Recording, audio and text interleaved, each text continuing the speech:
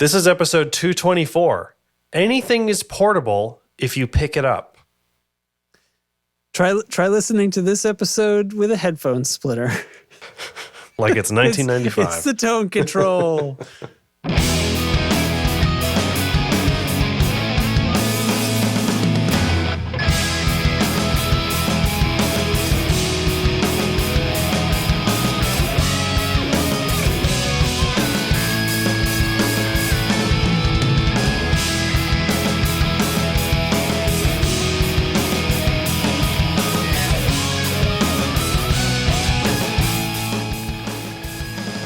Oh yeah, it's that hour again. It's the tone control bringing you those hits. It's your requests. Just call them in. Yes. Yep. I ran out of steam. Hey there, Justin. Hey, how's it going? Long time, first time. How are you? I'm all right. Yeah, just kicking along. I was just watching the NASA thing, cool. Moments before we're recording this episode. Humanity smacked a thing into an asteroid on purpose. Rad. To see what happens. See if we can do it, I guess. And they did it, and they did it to within an accuracy of 17 meters or something, which is pretty good. I mean, that's pretty good. I was watching Doctor Who, so kind of the same thing. Same thing. Yeah, exactly the same. Yeah. For science, Yeah. So. Cool. I am now probably 95% over whatever sickness I have had. I've been sick for a week, and we're doing better. I might still sound a little weird, and apologies to everyone for when I inevitably start coughing. Yeah. But you'll be glad to know it's not COVID. I've taken 4 tests. They've all been negative, and I just have a cold. Right. And I have not been sick in any capacity since before the pandemic, and this shit's weird. So when your body kind of forgets how to be sick, it sucks. And I can't really tell if it's been particularly bad or if I just haven't been sick in 3 years. So you just have very low tolerance. Yeah. So combined with the sleep stuff with the baby and just the ongoing, I'm really in the home stretch with grad school, and just is it a weird stress manifestation? Is it an actual cold? Is it something else? What is it? Is it all of the above? So it started as a sore throat, and nobody wants to hear the details of my being sick, but it was buckle up. But here we go. Here it comes. I had I hate it because it just sucks. I lost my whole weekend just feeling crappy, not really wanting to do anything. And I don't know, it sucks, man. And then you sit there on the couch and you're just surviving, and you're just sort of doing your thing. And intrusive thoughts come in of all the tissues that I've blown into in the last, week or whatever, how much mucus has my body made? I'm curious. And give it to me in fluid ounces. Yeah, are we talking, is it a pint? Or is it a cup? I have no idea. Donating your bodily fluids. Yeah, and I'm just that's the kind of thing where I'm well, it feels like a lot, but I have no measurement. I have no way to know. Yeah. And it's super gross. I'm fully aware of that, but this is the kind of thing. And, I also, I had a little bit of a fever for one night, and it was stuff looking at the dog, just chilling with the dog. How many hairs are on the dog? Things like that. I just kind of wonder sometimes, how would I do the math on figuring out how many hairs are on my dog? We'd have to break it down by square inch of dog, right? And then take a core sample. There's some variance though, because not every part of the dog has the same frequency, same density. Of hair. Yeah. Yeah. Right. So my dog's ass, high density. Yeah. The tail feathers. Yeah, but then up near the collar, lower density. So but greater length. Right, but I'm talking just the number of hairs, yeah. So anyway, it's been a weird few days. Yeah, it seems like I'm finally feeling this cold is hitting you upstairs in the brain region. Yep. No, I'm fine though. It's been it just sucked. And I went back to work today, and I was off Friday, I was off anyway, and it was a good thing I had the day off because I would have had to call out because it was just shitty. So now, like, I have this thing of cough drops. I have another friggin' 24 ounces of water, and that's to make up for all the mucus you lost. Right, just the gallons of mucus. So I don't know. I mean, if anybody knows the answer to that, I am curious. Just I went through a whole box of tissues and I'm like, how much is in there? It's super gross, but like you gotta wonder. Yeah. Right? Yeah. Yeah. I mean, it's a closed system. I mean, it has to go somewhere. Yeah. And it's my, like, it's your body's making it. Like that's something. Yep. So anyway, and then like Jack's a little bit sick and like, but he's not, but he is. And then he had his first round of shots today, and he's not feeling so hot, and that sucks. And he had like lip ties, tongue ties, cheek ties all taken care of. Not feeling great from that. So he's ties. Like, and they do it with a laser. So like it's just a whole thing. And he's had a rough few days. So hopefully by the end of this week, we'll all be in like tip-top shape. Y'all be feeling fucking great. Yeah, it's kind of nice they can get that all out of the way too together. Yeah. And then he's got the like, well, you're gonna feel crappy anyway. You may as well not spread it out. Yeah. Right. Yeah. Right. So it's a whole thing. But that baby Tylenol is doing its job. He's sleeping right now. So yeah. That's right. That's right. So sorry, one more thing. Yeah? I have to go into the office tomorrow. What? Yeah. What's an office? I don't know. How are you going to know when you get there? I'm just going to walk into some buildings. Hope I get it right. Hey. Hello? Hey. I'm Derek. So, I mean, I'm sort of choosing to go in, but it's that one got you, didn't it? Like that. So I'm just like all out of sorts. I keep kind of like my desk is backed up a little bit here to take my computer in and do work in the office. I'm only going in half a day because I let's not get crazy. But I got to wake up early tomorrow and I have to shower in the morning and like get all my shit together and, bring like everything I need, which is so weird to think about. I have to pack to go to work and I'm just really out of that habit. Yeah, that's right. Yeah, that's a big, so this is actually dovetails very nicely into the thing that happened over here today is wife found out that her yoga instructor has COVID. Ugh.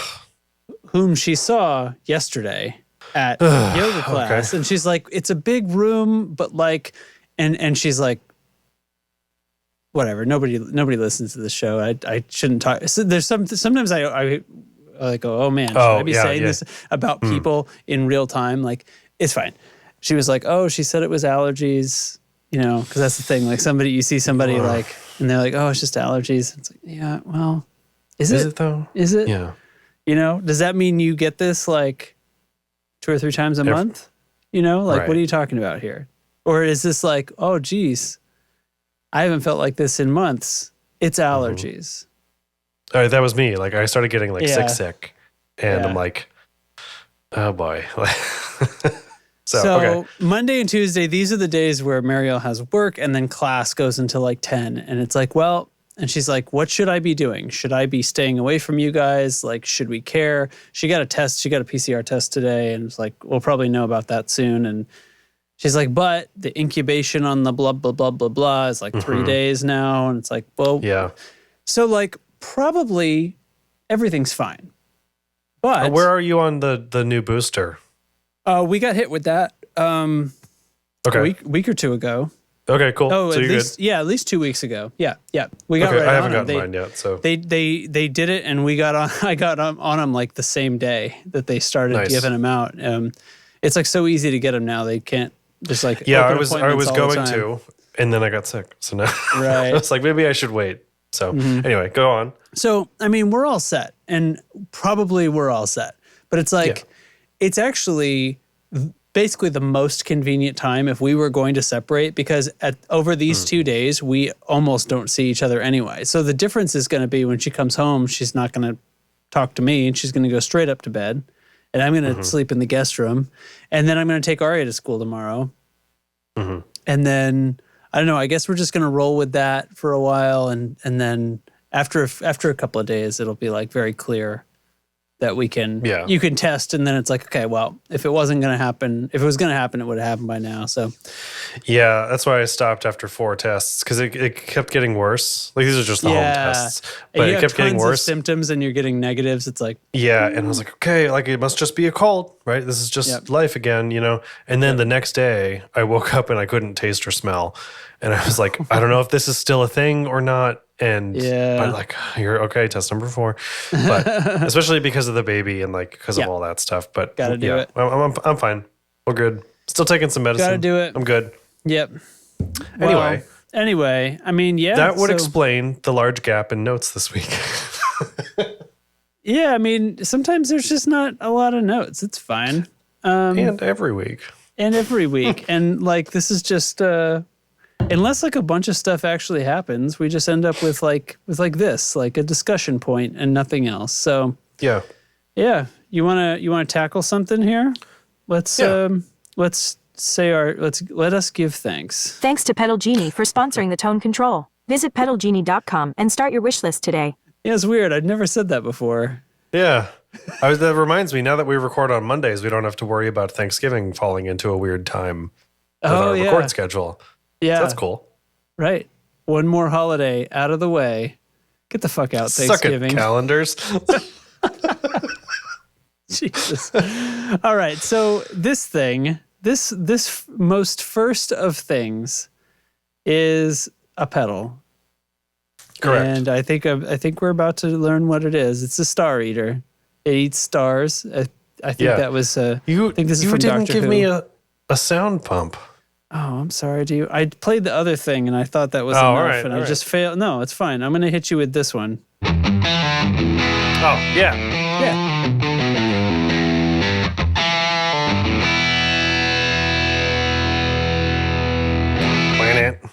A veritable classic. Yeah, dude.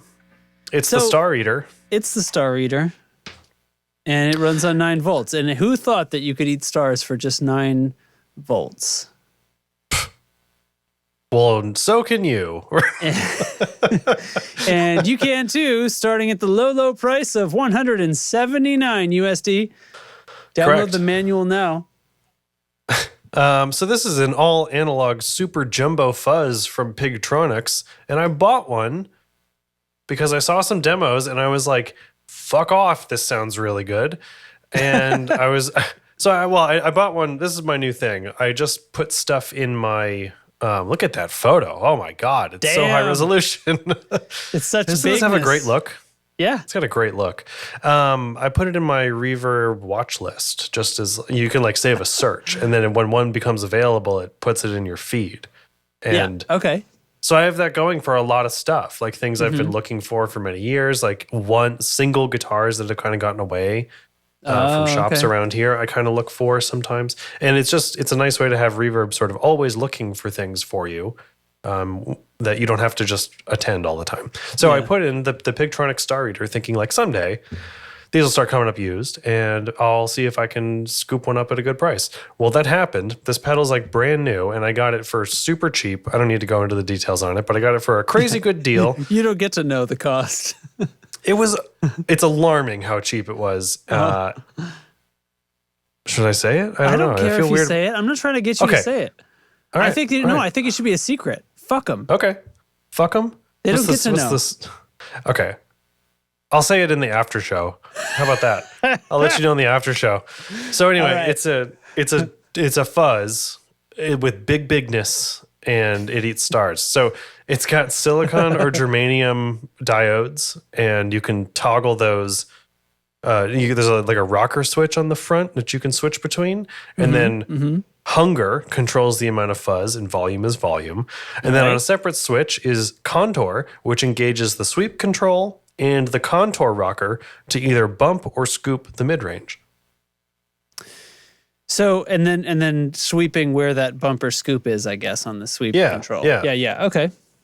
And that sounds great. It's like a killer feature set, simple to use. It's not too much. It's not too little. I think it sounds righteous, and I'm really, really, really glad I got it. It's very small. It's surprisingly little, actually, and it's got that cool. It's got that cool anodized case. It sounds wicked. So, get one. I don't know. What do you want me to say? It's $179 usually. I think it's worth it. I have it here. So you'd pay $179 for it now that you've paid much less than that?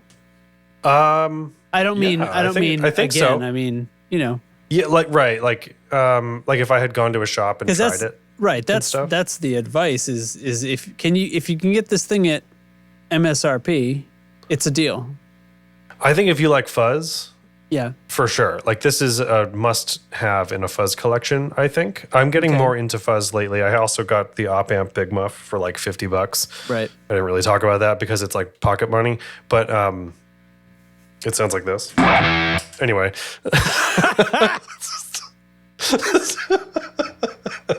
That's the Big Muff right there. You want to take that as a video clip and like put it on Instagram? I want it to be a YouTube short or something. Yeah, I'll do that. And let's just do a whole series. In fact, why aren't we doing a series of YouTube shorts that are pedal demos that are literally less than a second long? They're just a single note. This is no fucking joke. A good idea. I'm in. I'll do it. I'm done with grad school in 5 weeks. We'll do it then. I'll have all this extra time. Anyway. It's going to be called Nanosecond Demos. Yeah. Oh my God. Sub-seconds? I don't know. I like sub-seconds as a brand name. Sub-second demos? Yep. SSD. Okay. Anyway, SSD, like there's some joke to be made about like the speed of that. Yeah. Right? Yeah. Right, exactly. Okay. How quickly we get to the end. Yeah. It's race to the end of the demo. Oh gosh. That was really funny. Good for us. Yep, okay. Yep. All right. I like it. Okay, so the Star Eater, anyway, it sounds like this. I have it set to the silicone mode right now. Fucking dare you. I'm buzzing because I fucking dare you. I'm playing right my now. P90 guitar.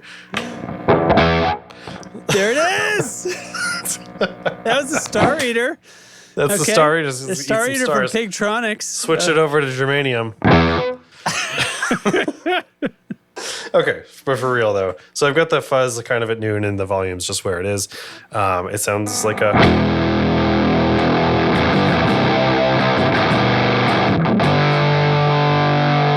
Does Discord hate this?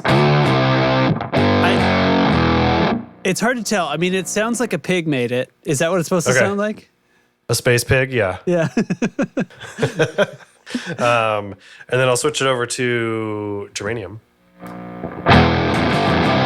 It's pretty subtle, I think. Yeah. Like you can tell in the room, and I can tell in my headphones. The playback but I know on YouTube is going to sound good. Okay. I bet the differences are lost to us live right now, but that's okay. Yeah.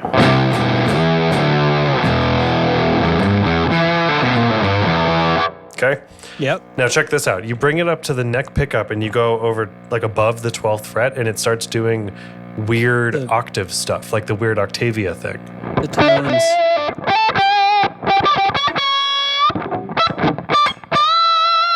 So turn this off. It adds all these extra like harmonic-y bits. So I think what I just realized, like, in my head now, like why that happens with fuzz is, I don't know why I've never thought of it. This is probably obvious to so many people, but like it's because the distortion and the squared offness of the wave is so severe, right? That it's literally not even passing the fundamental anymore, is it? It's like it's only on to that second harmonic, and which is an octave. Yeah. And boom, there you go. Your primary tone becomes the octave. And it sounds great. I love that octave thing, but it's not an octave fuzz. It doesn't have that on a foot switch or anything. It just does it. And not all fuzzes do that. They don't all have that quality. Yeah. But I kind of discovered that. I was like, oh my God, Yes. This is a sound I've been kind of really after, That's really, for a long time. It's very, it's smooth, right? Yeah. And you can, with my bridge pickup.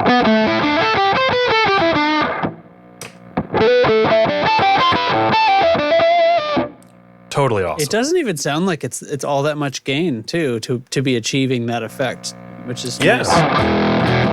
So then I'll turn on the contour, which will engage. I have it set to mid bump.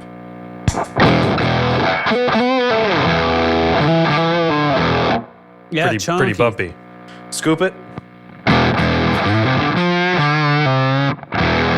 Scooped. Yep. And we can like move that sweep. My pedal's actually on my board here on the floor, so.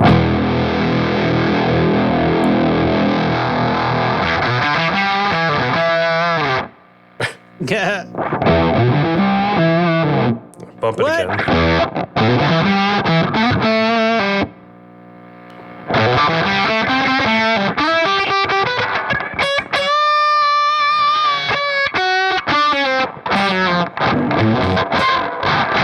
I suck at guitar, guys. Hold on. My kiddo's calling me on the radio. Okay. Pause. I'm here. He's back. Whoa. Hello. Welcome back. All Anyway. right. Sorry about that. Everything good? I'll probably clean some of that up. Yeah, she's just having trouble going to sleep. She scraped her knee and blah, blah, blah. So we'll cover up the knee. Hopefully that'll solve it. Yeah. Yeah. Check out the Pigtronix Star Eater. It's disgusting and I love it. Like that's all there is to it, you know? Yeah. Sounds great. Sounds good. Matt's asking in the chat if we had a gift call for tonight, and we don't. And I think now since the gift right here is it should be dogs. It should be dogs. Yeah. Just dogs. Yeah, straight up. Just dogs. Shall we move to that now then? Is now the moment? Yeah. I don't see why not, right? Fuck it. Fuck it. It's time for Pedal Genie. You know what to do. The gifts is dogs, and I'm going to get to typing. And here we go.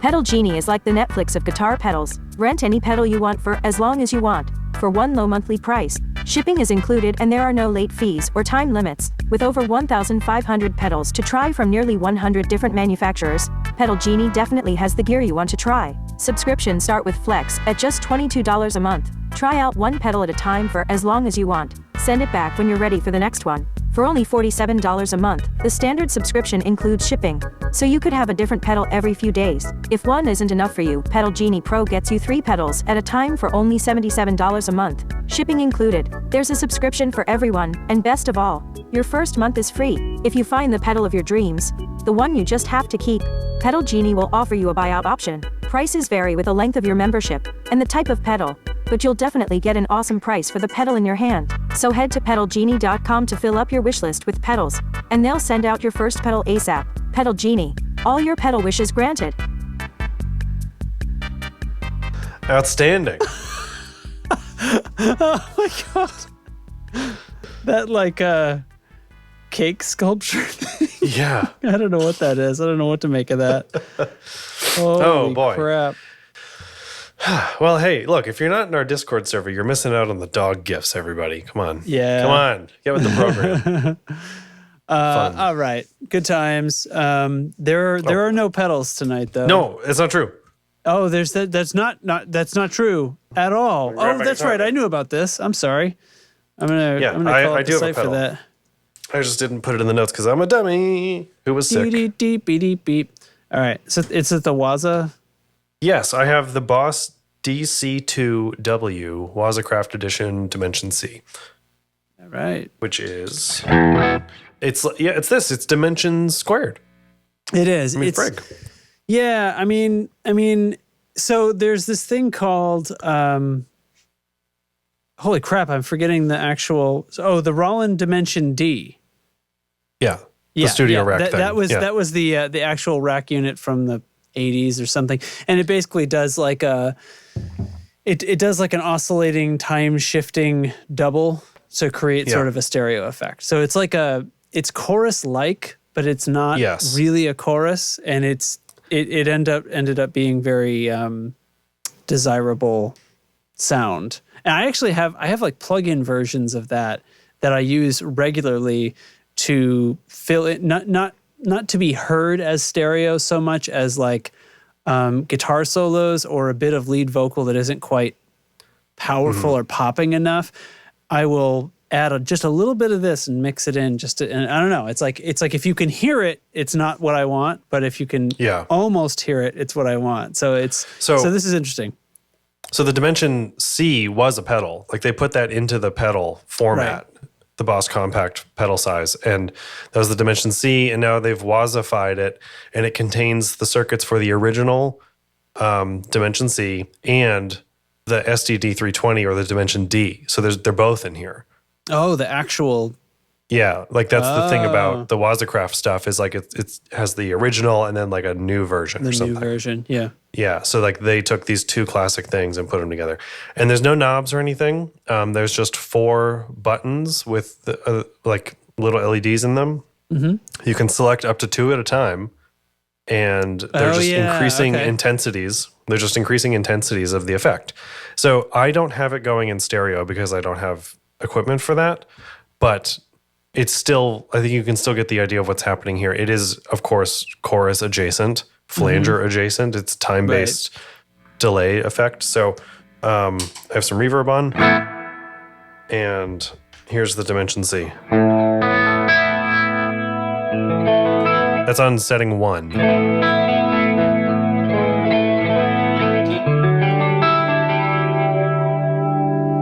Okay. Yeah, it comes out very chorusy on guitar. Very chorusy, yeah. Mm-hmm. And if I just like crank that all the way to setting 4, you can hear like there's a lot more warble to it.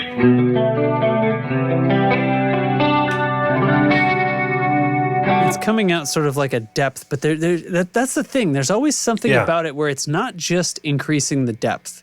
There's like some other parameters that are kind of changing or something. Almost like mix maybe, but not really. It's doing more than one thing at a time. Oh, and I do have it in the SDD 320 mode. Okay. And you can hear it change when I switch the mode while I'm sustaining a chord. You can hear it like change the time, like the time gets warped a little. There's a little more modulation, more wow and flutter to it. Yeah, right. So you can, like I said, you can choose up to 2 at a time just by pressing 2 buttons together or holding one and pushing the other one down. Yeah. Yeah. And it kind of, this is 2 and 3 together. And it kind of causes some interesting cancellations, I think, in the modulation. Right, so there's probably like some times when the waveforms are going to line up kind of thing,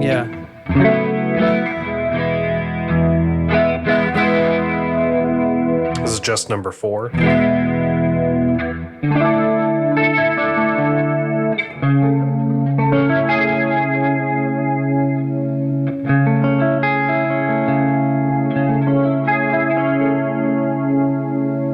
So if you're looking for something that's chorus, like a chorus pedal, but not really, I would totally encourage you to check out the Dimension C. It's a really different take on that kind of sound, but it is also the sound. Like it's everywhere. Right. I mean, as choruses go, like I don't want parameters. Like I never want to think about that stuff. Right? Yeah, that's sort of freeing. Maybe some people do, but for me, it's like you just want it to have a little bit of shimmer. And with this, there's sort of like, there's kind of an amount button-ish. But it's... Like, just if you want more, just turn it up more. That's the thing. It's always very present. It's like absolutely not a mix because your whole signal feels like it's going through this. I don't feel like there's a dry alongside it, but there's something about the way it's being applied that's different than a regular chorus. Yeah, but you could leave, like on setting 1, you could leave it almost like an always on, even. It's subtle enough that it's not in your face, I think. Like you could... I turn the reverb off because there's some action in there. It's like the subtlest flanger. So yeah. I don't know. I think it sounds wicked. Let's hear it with the fuzz. Okay, great. That was it. That was it.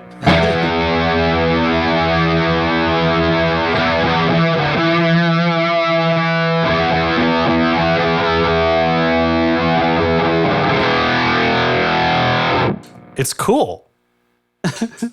Can you push cool. all 4 buttons? Just up to 2, right? Just up to 2, yeah. I thought you could do all 4, but you can't. Actually, let me flip this. So on the original unit, I think they were radio buttons. Yeah, so you can still only do so you'd be 2 at a time. you'd be doing sort of a mechanical trick to get them to latch more than 1 at a time. Yeah, these are which just is the little, 1176 clicky thing that Matt's talking about there. Yeah, so this is back on the S mode, the standard mode.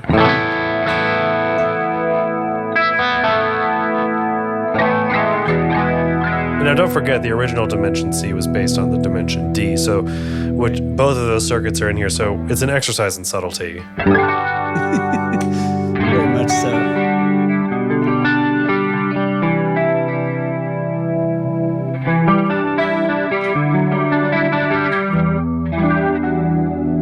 But I think if you want a modulation pedal that's a little bit left of center, I think the Dimension C is really the thing.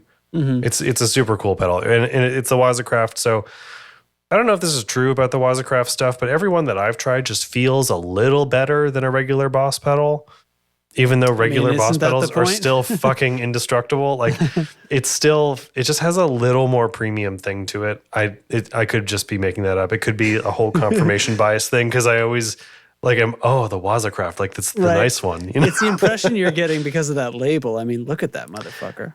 It's got the silver screw too, which is like such a nice thing. A metal screw instead of the plastic thing, and it's just this little extra upgrade. But yeah, I'm happy with this thing. I have added it to my watch list on Reverb because I'm waiting for one to come. What do we think about? What do we think about how this requires only a Boss PSA adapter?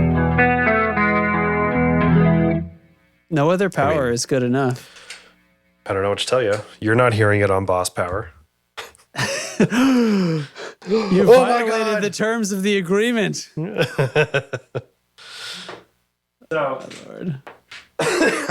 yeah, that's the DC2W. I like it a lot. It's cool. It's cool. I haven't set up a demo yet. I don't know when I'm going to be able to do that because things are crazy over here. But I'll figure out a time and I'll let everybody know. Justin sipping his drink triumphantly. So yeah, celebratory sip. It's also a little more expensive than I think I was expecting. Let's see. I think it's like $225, which is that's kind of a lot of money for a Boss pedal, and certainly for something that's chorus like, which makes me think a little more happening under the hood there, but. Yeah, this website, this find a dealer nonsense that they're sending me on. You'll get it faster. I'll get it faster. Let's see. From Sweetwater, it's $289. I'm sorry. Oh my God. Whoa. I would not pay that much money. Not a chance it's worth that. Whoa. I mean, it's stereo, but yeah, I don't know, man. That's a lot of money. It's a big ask. That's a lot. I'm seeing them used on Reverb for like still over 200, but 210, 220. That's a lot still, but I don't know. Maybe we'll get lucky one day. Yeah. So, hey, thanks Pedal Genie for sponsoring the tone control and sending cool pedals like the Boss Dimension C. Good job. Yeah. All right. So next thing, let's do this. Let's come back at us with a sound here. What are we gonna do? I'm gonna do wow, I have a bunch of these repeated on here. I'm just realizing now. You know what I'm gonna do? I'm gonna play the Starlight again.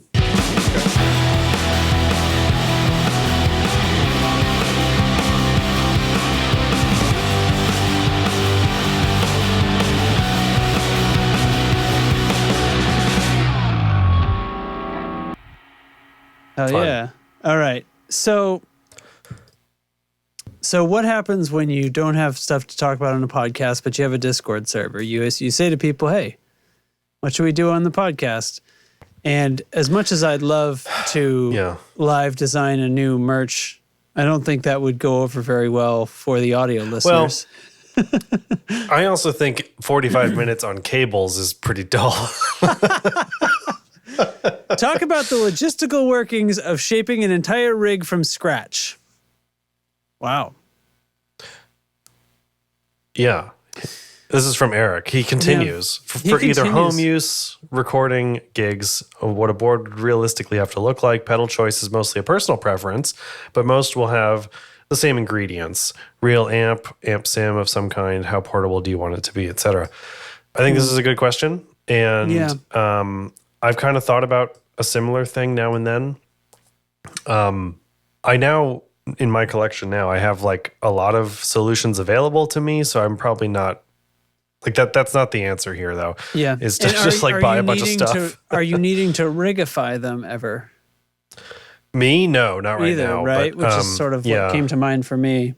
Because that's the thing. So, like, I also don't really have that. Like, in fact, I kind of took everything apart a long time ago. You don't have a rig. Because being separated is much easier for me to work with stuff. When I need something, it's like I pull out an individual pedal or plug into one of those, you know? Like I have like 3 pedal boards, basically. I have 2 of the same size and then one like really tiny one. Yeah. And one of them stays largely the same. And it's the board that I say, if I was going to be if somebody called me to be in a band tomorrow, this is the board I would take. It's just the one that feels like the most baseline me kind of thing. Okay. And the other one was I have enough pedals in a collection that I could make another board. So let's do that. Got a board Jeep and did that. Okay. But now like it's turned into like I just have these boards and I like tinkering with the different combinations of the gear I have. Uh-huh. And like different layouts of things and like, oh, I wonder what the Foxcatcher sounds like with the Nobles and something that I wouldn't have done otherwise. And it's just like a Saturday afternoon, change some strings, make a pedal board, like hanging out, little just meditative thing. So I think though, for me, shaping an entire rig from scratch really does depend on what your use is, whether it's home recording only or gigs. So that's the first question. And then you end up with a lot of personal preference stuff too, right? Like, because if it's home, it's like it should be a Helix, and how big of one do you want? You know what I mean, right? Except but is that not also the answer for gigs?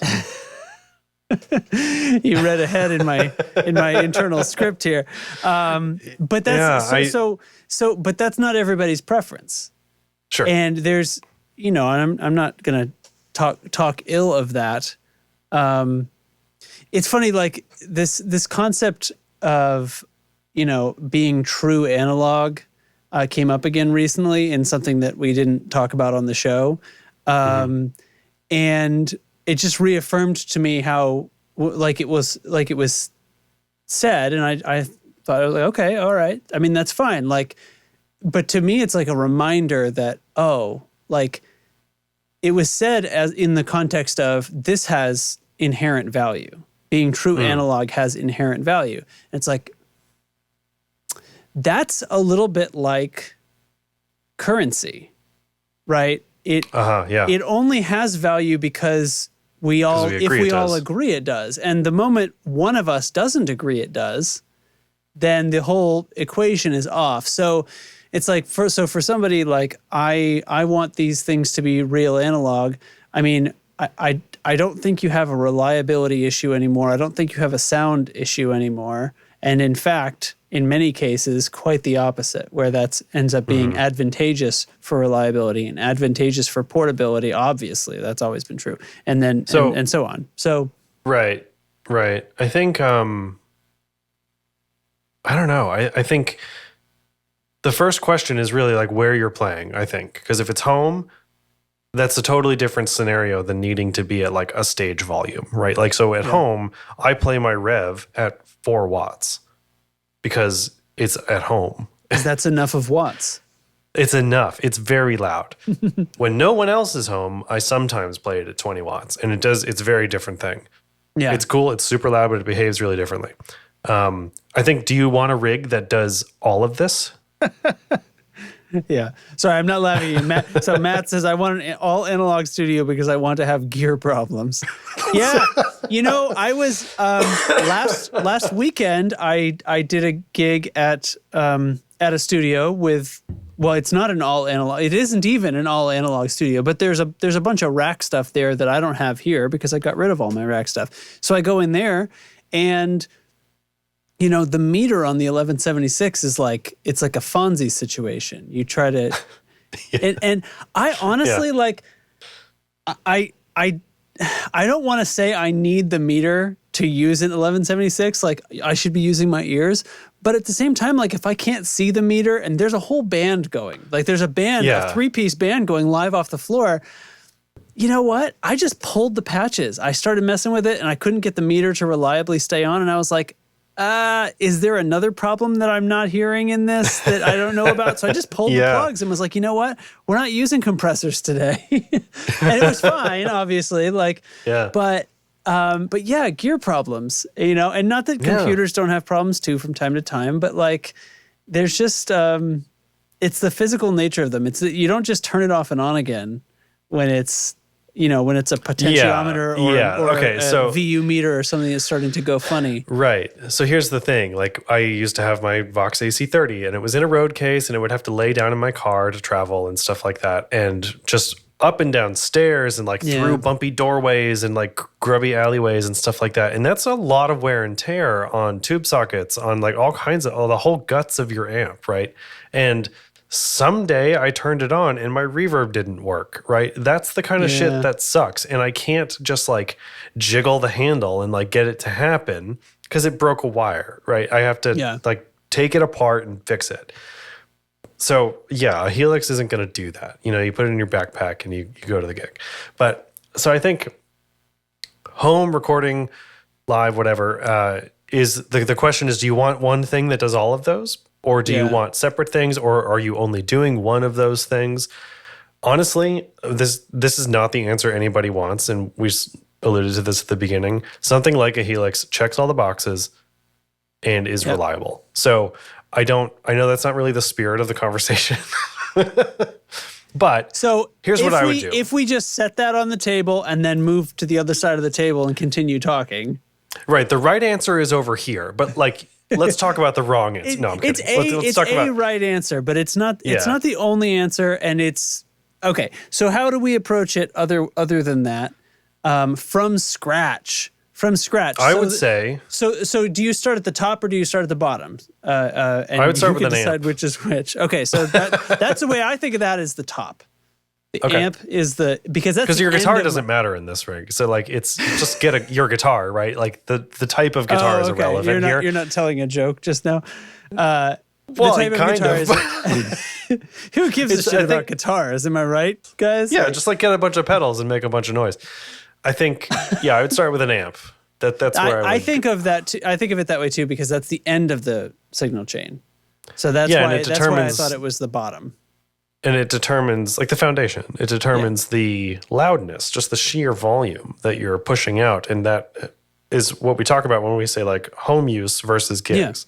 Yeah. So a lot of times we talk about volume. It makes some other choices for you too, because if that amp is a JCM 2000, then you probably don't also have a distortion pedal. Or if you do, it's like it's like a tube screamer or something. It's like an additional drive. Or boost, yeah. Yeah, it's a boost or something, right? So it changes something else, a further down the line choice. Yeah. So I would get an amp that has power scaling for sure, because it can do both. Like this is the thing, it can fit a lot of oomph. And that's something we never thought about when we were kids. Yeah, right. Did it even exist? Probably didn't. I don't know. It existed by putting different tubes in your amp. Like I remember we put that. Yeah, I've done that. We put that AT7 or whatever into my Fender amp just to quiet it down because it was so fucking loud. Oh, that was a preamp stage too. That wasn't even volume. It was like actually the usable range of gain was like 1 degree on that potentiometer, and that was the spot. And we put an underpowered tube in the first stage, and suddenly that was this wide, and it was like, okay, there we go. There we go. Much more usable. On the other side of it, like this is a 6L6 amp, and you can it has in it 5881s, which are sort of the opposite. They have sort of a sharper power curve that levels off at the top. Like it's more nonlinear, whereas 6L6 is more, it's not a straight line, but it's more of a straight line. And then that has 2 rectifier sockets, and they're in parallel. So you can use one. So there's one rectifier tube in there to make it spongier. So I could like tighten up the power in it by giving it a more powerful rectifier. Just by adding that second tube. Yeah. There was an Ampeg V4 that I had, and it had 4 tube sockets, but they were wired for inside pair and outside pair. And if you pulled 2 of them, you just ran it at half power. But it was there's power scaling. But the power scaling on that was 50 watts or 100 watts. Yeah. And my Rev on the desk here does 4 or 20. Yeah. You know, and some of them you can see them go down to half watt even. Yeah. So I would definitely look at an amp that had power scaling. That would be like big on my shopping list, because I can't be band practice loud at home. Yeah. I just can't. And I don't think many can. I still think I would want channel switching. I would want like a drive channel in the amp. Okay. And that's sort of an old thing, I think, by today's standards, right? Like, I don't know. I mean, I think it's just a preference. I mean, my Rev, the D20 is a single channel amp. Yeah. But they make a dual channel version. I don't know. I like doing the pedal thing. I've always looked at my amps as more of like the constant thing in my gear collection. That is like, it is the thing I apply all of their sounds to, and I could really rely on the amp always being the same. So, I say that, but like I never had anything like that. But I think, I have this crazy tube pedal that was extremely heavy and required specialized power and stuff. And the more I think about it, like that's great, but it was because I had single channel clean amps. Right. I kind of think it'd be better to do it the other way.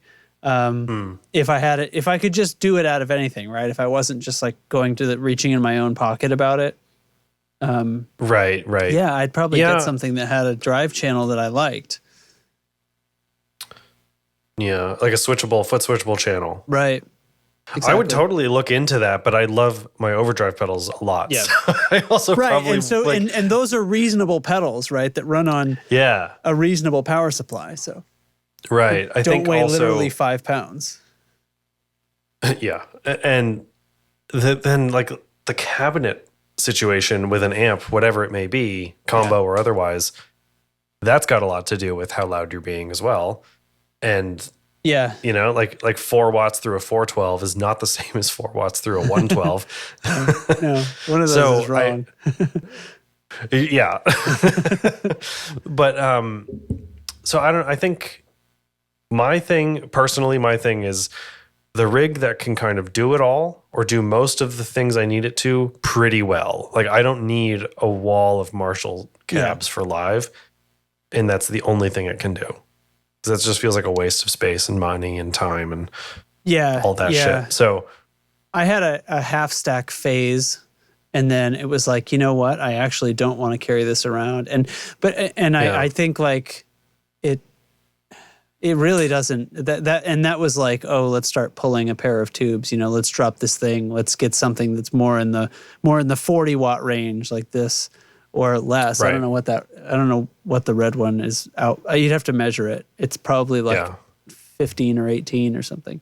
That's the thing, that like medium wattage thing has become, I think, kind of more common, more popular, like 20 to 40, 15 even to 40 is like such a more usable range of wattage, I think, than like these 100 watt Marshalls. Are keeping up too. That's true. Because when I was in high school, we would do shows where there wasn't, nothing was in the PA except the vocal, and you couldn't hear it very well.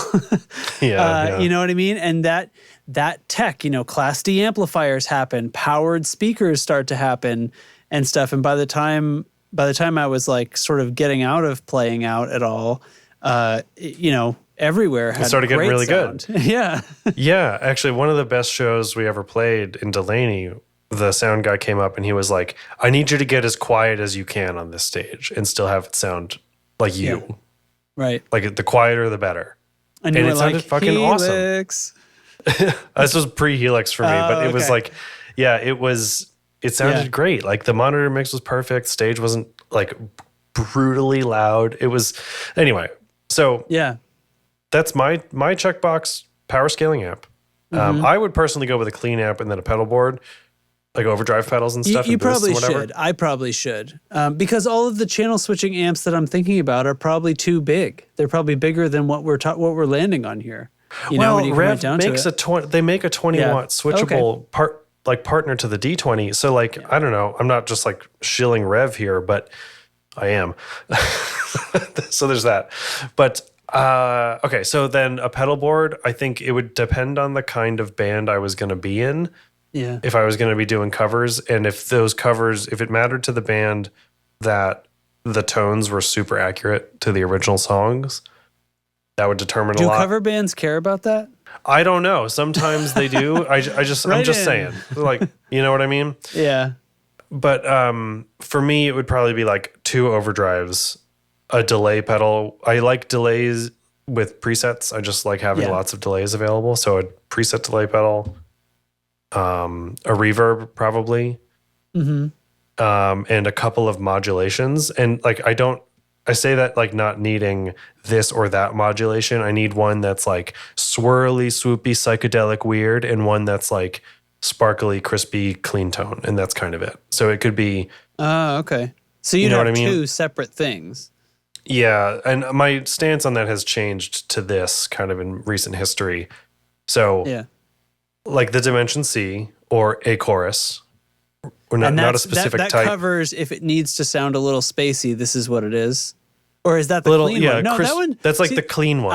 That's the crisper. Okay, yeah. All right. And so for me, like phaser is usually the preferred choice for like, let's get weird and, hippy dippy, whatever. Just because, I don't know, I've always just preferred the phaser to other time-based modulations and stuff. But I don't know, a tuner, I guess. Like that's kind of it, right? I don't know. And even when I'm running my Helix stuff, that's what I'm running. Like a tremolo, right? Some other kind of modulation. Sure. I'm not doing a wah anymore. So you have a rig that's this smallish amp, power scaling and pedals, and you're not going to put a multi-effects in there. Like you're not going to put you know what I mean? Do you go for the H9 or one of these things and just call it a day? In as the only thing? That's all your or all the mods, you mean? modulations.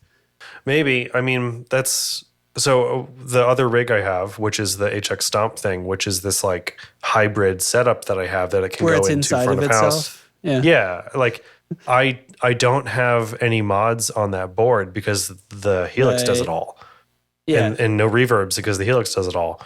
But I get my delays and my overdrives from other things. So yeah, I think I would not want to have a bunch of like delays and reverbs and stuff because I often don't care for that sort of thing, and like trying to figure out, which pedal should I buy that like meets my needs and I'm happy with it is a sort of a nightmare. So for me, it's like, well, I want to occasionally be able to make a crazy sound. Well, now I feel simultaneously limited and overwhelmed by choices. So maybe I would just go, okay, let's just get an HX Stomp or a H9 or some little thing that is it makes all the sounds and then be done with it in that sense. Right. And it'd probably be like HX Stomp. I don't really dig the interface of a H9. Of an H9, me Doesn't neither. make sense to me. But like with an HX Stomp or something adjacent to that, like you could end up with like this foot switch is my crazy button, right? When I push this, things go crazy. And that's dialed in your set. Right. So, and there's so many backup features for something like that too. So yeah, that's the big sell. Like I know the answer is not Helix for people a lot of the time, but like that's the big sell. I run my HX Stomp into the front of my D20, just doing effects, just doing more pedals because more pedals, right? Yep, and you can make it a recording interface, and it's just so many so you get to the boxes are ticked. You get to the gig and your friggin' fuse blew out on the amp or something, or right, like you drop it and a tube breaks, like whatever. Take your pick. Yeah. Just go direct. right? Plug in the HX Stomp and pull up an amp and a cab and you're done. So you can go headphone out of that thing, right? It's, I don't know. Speaking of power scaling. So whatever those pedals are, like the spirit of the question is like pedal choice is a personal preference. Like totally. I'm not saying like you should get this overdrive and that delay pedal because that shit does not matter. But I think it's just like, just find like, oh, you like this overdrive? Great. Use that. Get a couple of these, one of those, and they're off to the races. And like, that's sort of how going in and out of the bakery, just work your way through, you leave with what you needed.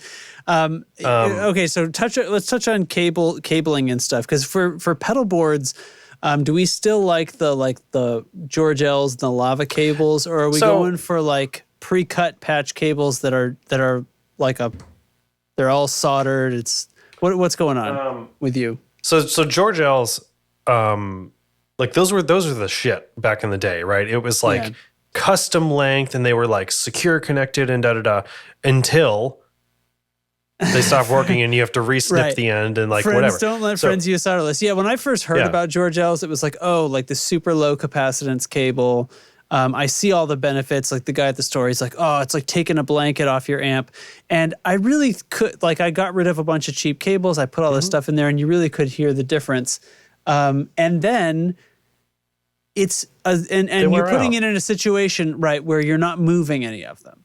But here's the thing, you're never actually not moving any of them. And they weren't, if they were soldered, then that amount of movement wouldn't be a problem. But they're not, right? And I also, like, I question myself, like the low capacitance, but I'm also relying on basically a friction connection. And that thing was just threaded, like it could just wiggle loose. Right. And I mean, every plug on your pedal board, every jack and plug in your pedal board is a friction connection. So it's not like I think those don't exist in your pedal board. It's just you've doubled them. You've doubled all those points of failure, right? Where something is a little dirty or something like that. And so I had them for a long time, and I got into this, like, I had a special wire cutter that was, it had curved mandibles, so it would cut a circular cable circularly. Like it wouldn't squish it flat and then cut it. It would shear it, but it was doing it. It was like these things it's still scissor action, but they're curved, so it doesn't squish one side of the cable. Anyway, because that's important for something like George L's, because there is a shield and then a core and then a core wire and blah, blah, blah. They would all get funny, and you have to fuck with them. And I got rid of all that crap. I got a bunch of little like pancake jacks and soldered them myself, which is a major pain because those jacks are super pain to solder in. But I was like trying to keep my very small, like, profile, the space between your board, between your pedals, which is the other benefit. I would definitely go soldered cables. Just get like any good power supply on the market. Like we're in this like golden age of there's no bad gear, right? So just go get like a Pedal Power 2 or some shit. I don't care. Get the Strymon stuff, or I have the Walrus Audio one. It's great. The official does it work? Boss one, because that's the only one you're allowed to use, you know? Yeah. Just like that kind of stuff. You're good to go. So, how portable do you want it to be? I think that implies gigs and maybe going to a studio, but I don't know. The Helix backpack is pretty sweet. It's pretty fucking nerdy, but it is pretty sweet. Yeah. Guy, I got to tell you, I started rolling up to the gig with the backpack, the Helix backpack, the things in there, right? Yeah. I got my DI box. I got my in-ears. I got just a whole battery of cables. Like I got everything. And like one guitar. You're an Android, yeah. And I'm like, sign me. Where do I plug in? Sign me up. Let's go. I'll set up in 8 seconds. And who wants this XLR cable? Pretty much. And I have all that shit. Do you want it? I was doing that. I was doing the in-ear with the click track and the backing tracks and all that shit in one bag. Yep. Amazing. The best. Anyway, portable. I think that's important. I don't like making a lot of trips to my car. And then a forced software update bricked your machine and sent you back to the Stone Age. If only I had a tube amp. Oh no! That's how they get you. Damn you, cathodes! Yeah, that doesn't happen though, does it? No. But Certainly not more than anything else. Cables, curly cables, right? Like this, like my headphones. Yeah, I got mine. Yep. No, curly cables for your guitar. Those are heavy. I had one for a while. I know you did. That was like my main thing for a minute. They weigh a lot. And do you know why? It's because because they're twice as long as every other fuckload of cable in there.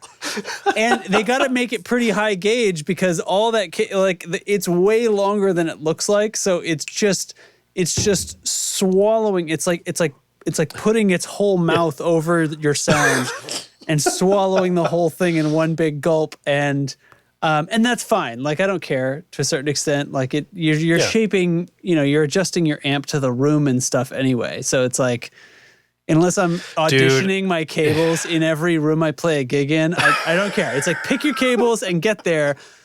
But like you were saying earlier, one should not disbelieve the electrical reality that is capacitance. Yes.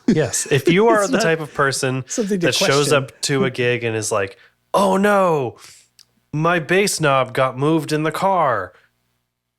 Bro? Yeah. Don't touch don't touch my amp settings. Don't touch my amp knobs guy. Like, if you're not in the middle of a song, fuck you.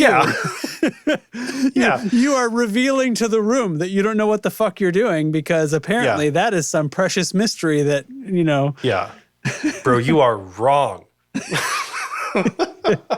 I turn this 3-band EQ on my amp every day. Yeah. Because I pick up a different guitar, I turn it. It's not for and I don't know, scratch a little thing into your perfect spot in your practice space. That's fine. That's fine. Right? Yeah. That's fine. Right. Yeah. Spaces are weird, especially if one that you're always at. If it's one and not having to think about it or fuss with it is great. But guess what? Every time you bring it into a different room, you actually should fuss with it. So don't be like that. I got rid of that curly cable. Actually, I might still have it somewhere, but I stopped using it because it actually does. Once I used it for a while and I took it out, it was like one of those moments where I had like 3 pedals on the board that I hadn't turned on in 6 months, and I was like, what if I just take these out? And it's like, oh shit. My guitar sounds better now because it's just all that stuff and all those cables. The junk, and stuff. yeah. So it was like that. Cables. It was like I swapped it out for a regular cable, and I was like, oh man, this is so light and sounds better. Damn it. Yeah. Because I like I wanted something weird looking. So anyway, whatever. I got it a little groovy. Yeah, a little groovy. So anyway, that's basically my story. A lot of folks in our Discord community enjoy rattlesnake cables, which, here, pull them up. I'll give them a little plug, I guess. These are handmade cables in Montana. And they use... Montana, that's in America. Yeah. They use the good connectors. They use the good cable. They use like all the good shit. And they're making them... Yep. Nitrix. And then you can... Nitrix, you can get them like... with a woven jacket around them that's like nice and slippy, which is cool on stage so they don't get stuck on things like drum legs. It's a thing that I like. Oh, so you're talking about like a braided casement for the cable, right? Yeah, they do kind of like it's that texture, right? Like it doesn't kink in the same way. Cables, we're going to view them. These cables I use at home, these are just actually from reverb.com. They're braided. They're like a fabric braided on the outside. Yeah. And I like these a lot too because they just feel a little tougher. And on stage, like I said, they don't get stuck on corners. Like you can just zip them around stuff when you're packing up. Yeah. The rubbery, cable exterior on most other cables would get stuck on things like drum legs, drum feet. And I'd have to like go move a bunch of shit around. Anyway, so yeah. What is the rattlesnake instrument cable here? What is this? So the instrument cable. What is this little business? Yeah, so like that's where it would have the braid, and then he strips back the braid. So that's where you plug your instrument in. So it's just bare cable there. Okay, so they're sort of not continuing because you want the braid on the other side. Okay, because the braid makes the cable fairly stiff, like it's heavy, and it makes it like want to take like kind of a bigger curve, So to loop it through a strap and then plug it into like a Strat jack or something would make it kink a little bit weird, or it'd be like a big loop and that'd be weird. So he's got this option where you can see it there with the color difference. It's a little easier to see. Mm-hmm. Yeah, so you can choose which end, because of course, because the braid doesn't go all the way to one end, you're going to need to tell it which one has the right angle. Yep. Right? Or is this one straight, and we could throw gold on there. Look, now I got gold on one end. Yeah. Look at that. So next time I need cables, I'm going to go to Rattlesnake probably. And I've heard nothing but great things about them. They do speaker cables. They do the whole thing. Here's patch cables. Yep. Patch cables. Looks like there's a bank of utility items as well. Yeah, this is nice. Oh, look, the pancake jacks that somebody else soldered instead of me. Outstanding. Yep. Outstanding. Let's see. What do I want to look at here? I want to look at their dude, I still have like a bucket of patch cables in the house just as I collect them over the years. It's shit like when you're at the guitar store and there's a bucket of them at the register and you're like, oh shoot, one of my patch cables died. I'll just grab one of these. Mm-hmm. I've got a whole mess of those. I know they should go, but I've got some. And yeah, I don't know. Got to fix that stuff. Oh, look at this. Okay. So he's got a line buffer. He's got this probe, audio probe. So you can plug your guitar. It's got a guitar jack and then leads. So you can, like, the idea is diagnosing like a pedal board. Something's wrong with this pedal board. Well, I plug my guitar into this and then I just start touching the leads to every jack and figure out what's the point where I can hear my guitar. That's the one right before that is the one that's broken. Very good. Right? That's cool. Very good. All right.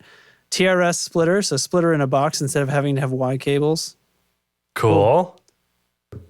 Oh, that's nice. That would be good. Yeah. 4x4 junctions. What is this? Just a junction box. You need a longer cable, but not all the time. Junction box. Boom. It's just two females.